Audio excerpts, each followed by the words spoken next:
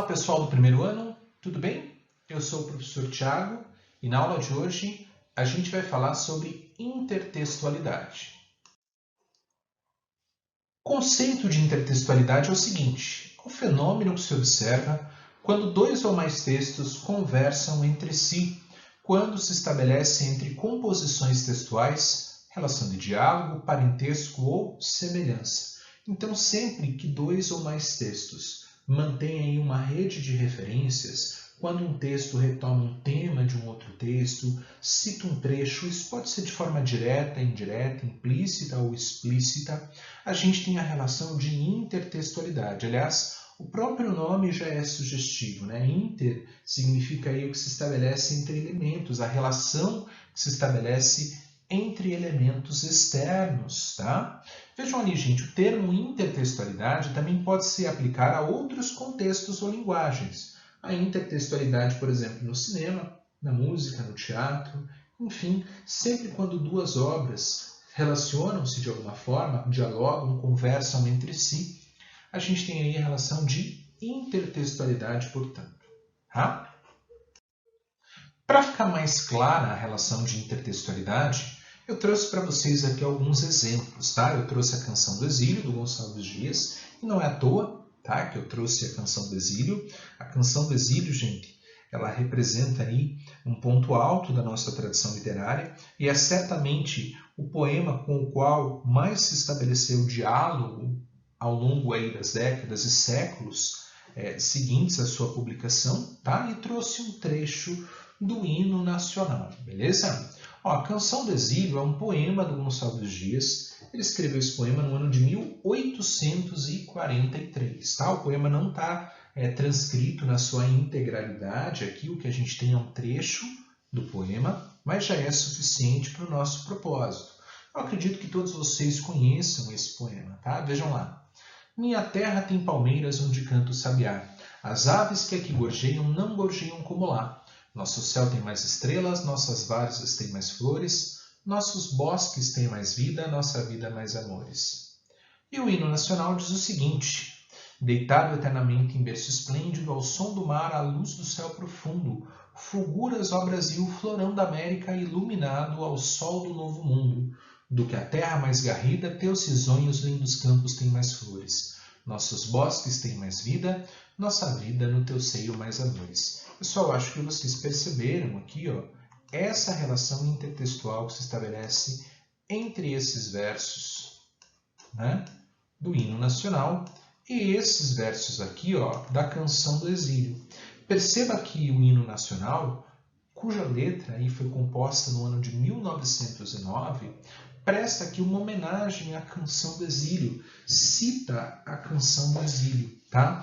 Portanto, existe entre esses dois textos uma relação de intertextualidade. Perceba que a Canção do Exílio ela é uma homenagem, né, ao amor pátrio, e o hino também trabalha com essa temática.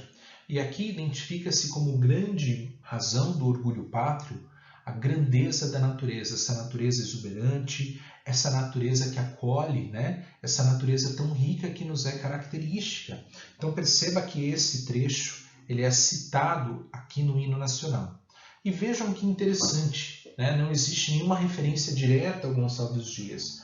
Essa relação ela precisa ser percebida pelo leitor. Tá? Aí entra toda a bagagem, a formação cultural do leitor para reconhecer estas referências. Tá? Então tá aqui, gente, um exemplo de dois textos que dialogam entre si e que, portanto, mantêm uma relação de intertextualidade. Beleza? Um outro tipo de relação de intertextualidade é aquilo que a gente chama de interdiscursividade, que é um diálogo entre ideias. A intertextualidade, de uma forma geral, se refere a qualquer forma de diálogo que se estabeleça entre dois ou mais textos. A interdiscursividade é um tipo específico de intertextualidade, mas que diz respeito aí ao diálogo entre ideias. E eu trouxe aqui dois exemplos, tá? Eu trouxe, gente, a fábula da formiga e da cigarra, tá? O autor dessa fábula, na verdade essa fábula é do Esopo, né? Ela foi composta pela primeira vez lá na Grécia Antiga. Depois ela foi atualizada por La Fontaine no século XVIII e traduzida para o português pelo poeta Manuel do Bocage, tá bom? Então, acho que todo mundo conhece a historinha, mas vou ler o poema ali com vocês. Na verdade, a fábula é escrita em versos, né, na forma de poema, portanto, vejam lá. Tendo a cigarra em cantigas, passado todo o verão, achou-se em penúria extrema na tormentosa estação, que é o inverno, né? Não lhe restando migalha, que trincasse a tagarela, foi valer-se da formiga que morava perto dela. Rogou-lhe que lhe emprestasse, pois tinha riqueza e brilho, algum grão com que manter-se até voltar o aceso estio, ou seja, o verão, o sol, né? Amiga, diz a cigarra, prometo a fé do animal pagar-vos de agosto os juros e o principal, agosto, gente, é verão no hemisfério norte, tá? Vejam lá, ó. A formiga nunca empresta, nunca dá, por isso junta. No verão em que lhe davas, a pedinte ela pergunta. Responde a outra, eu cantava, noite e dia, toda hora. Oh, bravo, torna a formiga, cantavas, pois dança agora. Então veja que a formiga aqui, ela não dá, né, o que a cigarra pede emprestado. Tá? A cigarra fica lá fora, com frio e sem ter o que comer. Toda fábula ela tem essa característica. Ela também traz uma moral, um ensinamento prático para a vida. E aqui, gente, a ideia que se sobressai é a ideia de que é importante o trabalho, é importante ser previdente, é importante contar, né, com um futuro adverso, prever os dias difíceis. E é uma moral que defende o trabalho mesmo, né? A cigarra ficava lá cantando, fazendo o que propriamente não interessava, né? E a formiga trabalhava. Aí quando vem a adversidade, a formiga se dá bem, a cigarra não, tá? Agora percebam aqui, gente, essa letra do Raul Seixas e do Paulo Coelho, chamada Como Vovó Já Dizia, uma letra dos anos 70, tá? Dos anos 1970. Quem não tem colírio usa óculos escuros. Minha avó já me dizia para eu sair sem me molhar. Quem não tem colírio usa óculos escuros. Mais a chuva, minha amiga, eu não vou me resfriar. Aí, vejam lá, quem não tem colírio usa óculos escuros. A formiga só trabalha porque não sabe cantar. Gente, ele não está falando aqui de forma explícita sobre o Esopo ou sobre o La Fontaine, né? Mas ele está fazendo uma referência a essa história. Agora vejam que interessante. Aqui, na história original do La Fontaine, se defende o trabalho, não é isso? Se defende a previdência, né? Esse cuidado com os dias tormentosos que poderão vir no futuro, tá? Agora veja só, aqui a moral da formiga prevalece, né, sobre a da cigarra. Aqui, na verdade, o que acontece? A formiga só trabalha porque não sabe cantar. Perceba que aqui, gente, né, a formiga ela tem um outro sentido, né? Ela só trabalha porque ela é medíocre, porque ela não tem o talento da cigarra, né? Se a formiga soubesse cantar, ela também cantaria, né? Como ela não sabe, ela trabalha. Perceba que há aqui um conflito entre ideias. A interdiscursividade ela não se alimenta só do conflito entre ideias, né? Mas da relação entre ideias. É um tipo específico de relação intertextual, tá bom? E por último, falemos da paródia, que também é um tipo de intertextualidade, também é uma forma de relação intertextual. Tá? A paródia é uma releitura satírica. Satirizar, gente, normalmente significa expor defeitos e vícios. Tá? Satirizar tem aí um caráter humorístico, crítico, tá? Mas não pensem vocês que a paródia é uma espécie de diminuição da obra original. A paródia ela é, antes de tudo, uma homenagem. E é o que acontece aqui na Canção do Exílio Facilitada do José Paulo Paes. A Canção do Exílio já apareceu para a gente agora há pouco, né, num exemplo aí anterior. Tá? A Canção do Exílio, gente, é um poema que exalta o nacionalismo, né, falando do amor pátrio. O que é o exílio? Né? Exilados são aqueles que vivem longe da pátria, por vontade própria ou contra sua vontade. Existem pessoas que são condenadas ao exílio. Tá? No caso do Gonçalves Dias, né, ele escreveu a Canção do Exílio em Coimbra, Portugal, quando ele ainda era um jovem estudante de Direito e que, portanto, estava distante do Brasil.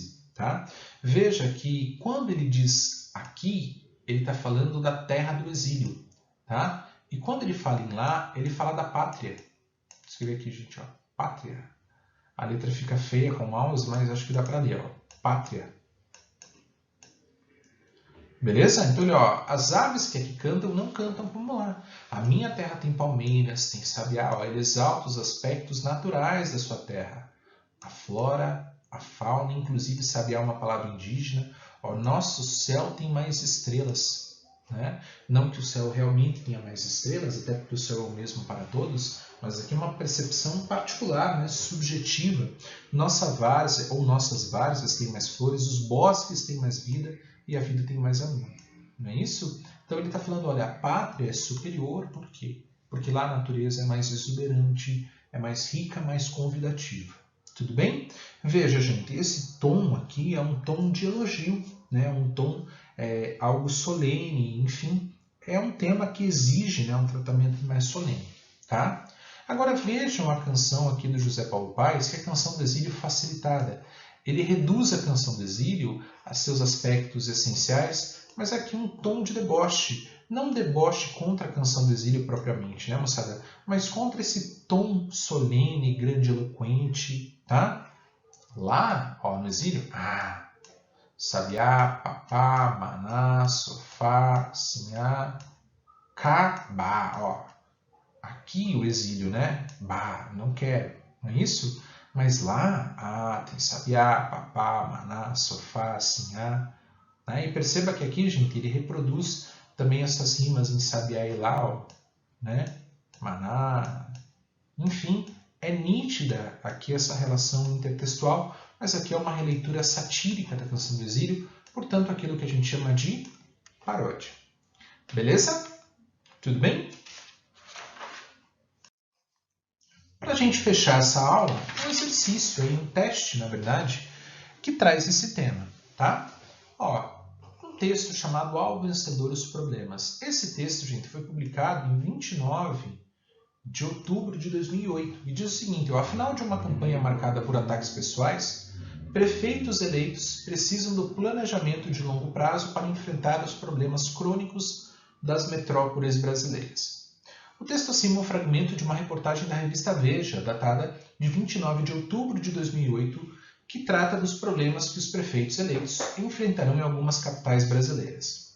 O título da matéria, Ao Vencedor os Problemas, lembra um famoso trecho da obra machadiana, ou seja, da obra de Machado de Assis, Quincas Borba, transcrito a seguir. A gente lê essa matéria e a gente se pergunta, olha, mas por que ele está falando de Ao Vencedor os Problemas? Por que essa estrutura, né? Vejam lá.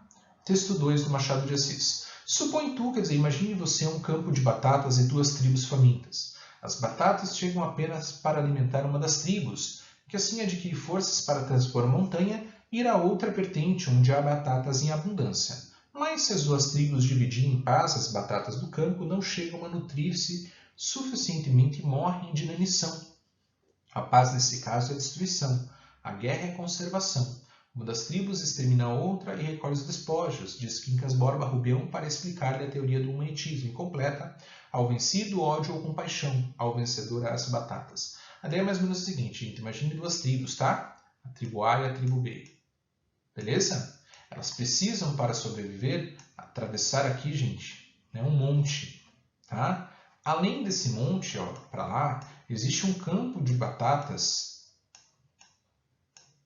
que é um campo abundante, beleza? Ali há batatas em abundância. Mas para atravessar esse monte, essas duas tribos precisam disputar um pequeno campo de batatas, beleza? Imagine que as tribos entrassem em entendimento e dividissem as batatas entre si. As batatas aqui não seriam suficientes para alimentar as duas tribos e as duas morreriam de inanição, ou seja, de fome, nessa trajetória. Portanto, o que o Quincas Borba propõe? Ele propõe que as duas tribos se enfrentem e que haja aqui uma guerra entre as tribos e que uma tribo seja vencedora, por exemplo, a tribo A. Tá? A essa tribo, as batatas e as batatas. Né? Essa tribo come esse pequeno campo de batatas, se alimenta, atravessa e desfruta das batatas em abundância. E a tribo B, o ódio ou compaixão. Beleza? Então vejam lá, confronte os textos A e B, não as tribos A e B, tá, gente? Os textos A e B e analise as afirmações a seguir. A intertextualidade entre as expressões ao vencedor os problemas e ao vencedor as batatas dá-se no léxico e na sintaxe. Verdade, ó, no léxico, quer dizer, nas palavras, e na sintaxe, porque a construção é parecida, ao vencedor os problemas, ao vencedor as batatas. Tudo bem? Então, tanto nas palavras quanto na organização, né, da frase aí, tem uma relação intertextual. 2. A expressão ao vencedor as batatas, no texto de Machado de Assis, revela uma visão humanitária do mundo das pessoas. Falso revela, na verdade, uma visão que defende a guerra, a competição, não é isso? E que vence o mais forte. Portanto, não é uma visão humanitária, gente, é uma visão que prega o extermínio dos mais fracos, né? É uma visão que pode ser qualquer coisa, menos humanitária, né? E a questão não, perdão, a afirmativa 3. Diferentemente do texto A, o texto B, a historieta, quer dizer, pequena história contada por Brás Cubas, a Rubião defende a lei do mais forte. É verdade, gente, né? Defende sim a lei do mais forte, portanto, o que a gente marca aí? Letra B, né? 1 e 3. Tudo bem? Beleza? Então, qualquer dúvida que vocês tenham, por favor, nos procurem. Bons estudos para vocês. Tchau, tchau!